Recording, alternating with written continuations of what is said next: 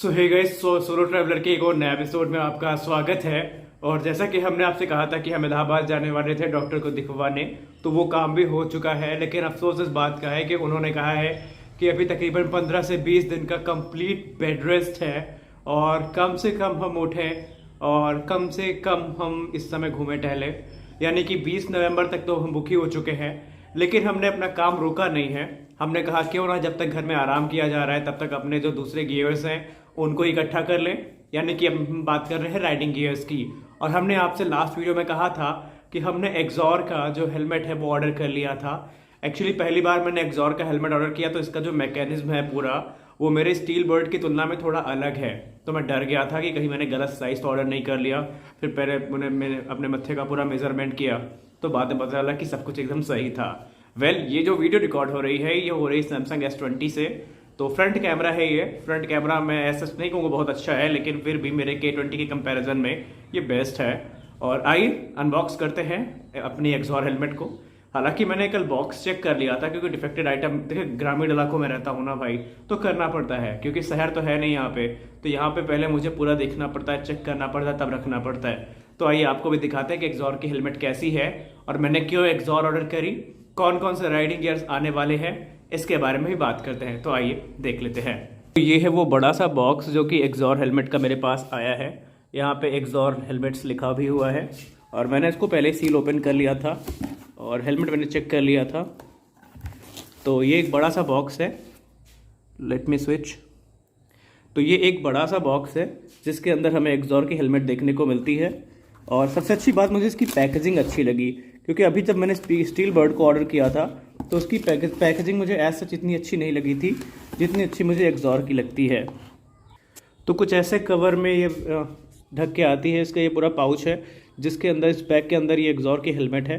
हालांकि मेरा एक ही हाथ इस समय चल रहा है इसलिए मुझे बीच बीच में कैमरा रोकना पड़ेगा। आइए मैं आपको एक्सॉर की हेलमेट सीधा निकाल के दिखाता हूँ।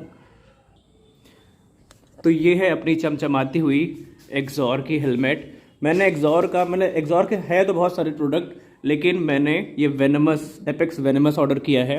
मेरा पैंथर करने का मन था, उनका एक नई सीरीज़ आई है तो मुझे वो करने का मन था, लेकिन बाद में मैंने ये वेनमस जो है इस पे जाना सही समझा, क्योंकि मेरे हिसाब से ये इतना प्यारा कलर है कि मैं इसमें जो भी वाइज़र लगाऊंगा वो सही रहेगा। इसके पहले आपने स्टील बर्ड देखी होगी, उसके जो ग्राफिक्स थे वो यहाँ पे ग्रीन और ब्लैक था।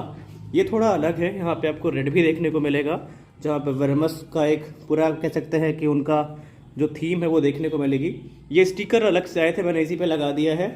और इसके साथ स्टिकर ये भी मिला था, in case of accident do not remove the helmet unless you are doctor और मेडिकल असिस्ट। तो ये काफ़ी ज़रूरी होता है क्योंकि आमतौर पर आदमियों को पता नहीं चलता और वो गलती कर देते हैं। इसके अलावा कुछ स्टिकर्स भी मिले हैं जिसमें आई डोंट नो ये क्या है, इसके बारे में मुझे नहीं पता। ये तो ब्लड ग्रुप का है, इसको भी लगा देंगे। और इसके अलावा कुछ नहीं मिला। स्पेयर में ये जो आप स्पॉइलर देख रहे हैं ये लगाया नहीं आता, ये अलग से आता, तो मैंने इसको लगाया था। बाकी अगर हेलमेट की बात करें तो इसकी कुशनिंग मेरे स्टील बर्ड SBA-1 R2K की तुलना में बहुत अच्छी है। और उस पर मैंने आपको कंप्लेन किया था ना कि यहाँ पे इस तरह की कोई भी कवर नहीं थे, जिसकी वजह से जब व्लॉग करता था मैं तो जो विंड ब्लास्ट है वो काफ़ी तेज़ आता था यहाँ से और पूरी की पूरी जो ऑडियो थी वो बर्बाद कर देता था। तो इसमें ये चीज़ अच्छी है कि यहाँ से हवा नहीं आएगी तो जो ऑडियो आएगी वो एकदम क्लियर आएगी। बाकी कुशनिंग के मामले में ये बहुत अच्छी है। सबसे खास बात ये है कि ये डॉट सर्टिफाइड हेलमेट है। डॉट और ECE दोनों सर्टिफिकेशन इसको मिले हुए हैं। हालांकि वेबसाइट पे इसका वेट 1500 ग्राम दिखा रहा था, लेकिन इसका जो एक्चुअल वेट है वो 1600 ग्राम का है, यानी कि ये काफ़ी सेफ हेलमेट भी है लेकिन हल्की भारी है अगर मैं इसे एक्सॉर अपने स्टील बर्ड से कंपेयर करूं। अब बात कर लेते हैं इसके वाइज़र की, जो मुझे सबसे अच्छा पार्ट लगा। इसमें आपको एंटी फॉग दिख जाएगा। हालांकि जो आप येलो देख रहे हैं इस पर कवर लगा हुआ है जिसको निकाला जा सकता है और इसको भी हम निकालेंगे भी। और अगर आप इसके वाइज़र को हटाएंगे तो सबसे खास बात यह है कि इसकी क्वालिटी काफ़ी अच्छी है वाइज़र की। हालांकि एक हाथ से मुझसे खुल नहीं रहा है, मुझे दूसरा हाथ लगाना पड़ेगा। तो इसमें दो वाइज़र मिलते हैं। एक तो वाइज़र ये हो गया जिसमें एंटी फॉग भी है, इसका कवर निकाल देंगे तो ये भी पूरा वाइट हो जाएगा। और दूसरा इसमें डे वाइज़र भी है, जैसे ये देखिए आप, यानी अगर आप धूप में आ रहे हैं तो ये डे वाइज़र भी आपको काफ़ी हेल्प करने वाला है। तो ये हेलमेट काफ़ी मेरी अच्छी हेलमेट है, फेवरेट हेलमेट है। हाँ, ये बात है कि जब आप पहली बार इसको पहनेंगे तो आपको ये टाइट पड़ेगी। अब मैं ये तो नहीं कहूँगा कि मैं फर्स्ट टाइम बायर हूँ हेलमेट का, लेकिन जब बात आती है महंगी हेलमेट की तो हमें एक बार सोचना पड़ता है, एक बार नहीं बल्कि 10 बार सोचना पड़ता है कि उसका साइज़ कहीं ज़्यादा ना हो जाए, कम ना हो जाए। बाकी मेरी बॉडी देखिए ख़त्म हो चुकी है पूरी, उसमें देखने की ज़रूरत नहीं है। तो मैंने क्या किया था मैं वो बता दूँ।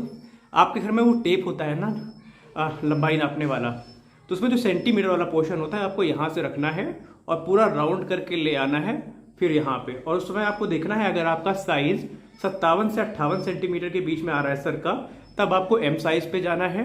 59 से 60 के बीच में आ रहा है तब आपको एल साइज़ पे जाना है। ऐसा इसी तरह आपको आगे बढ़ते जाना है। तो मैंने किया तो मेरा 57-58 के बीच में आ रहा था, तो मेरे लिए जो एम साइज़ है वो काफ़ी अच्छी है। हालांकि अभी मैं पहन तो सकता नहीं हूँ क्योंकि आप देख ही रहे हैं कि मेरे यहाँ पे लगा हुआ है और 20 दिन तक मुझे यहीं तक करना है कंप्लीट रेस्ट।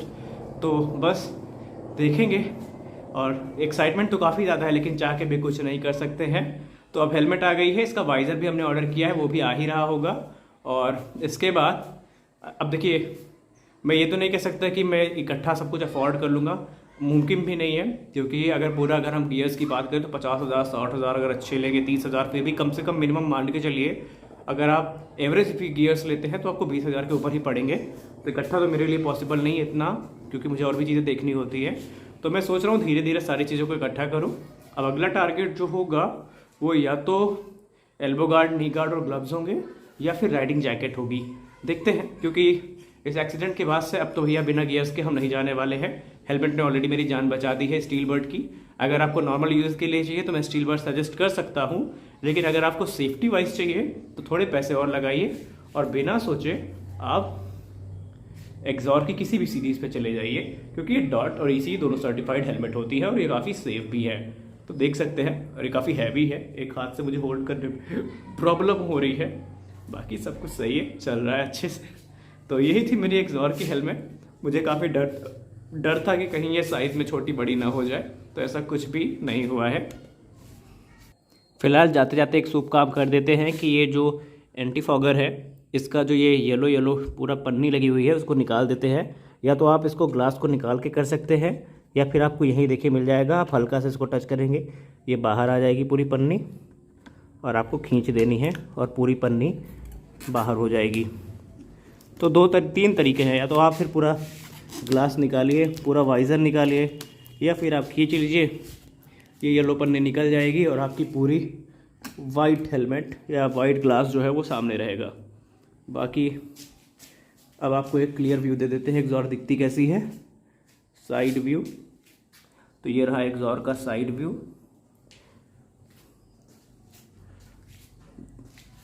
ये रहा बैक व्यू, वेनमस।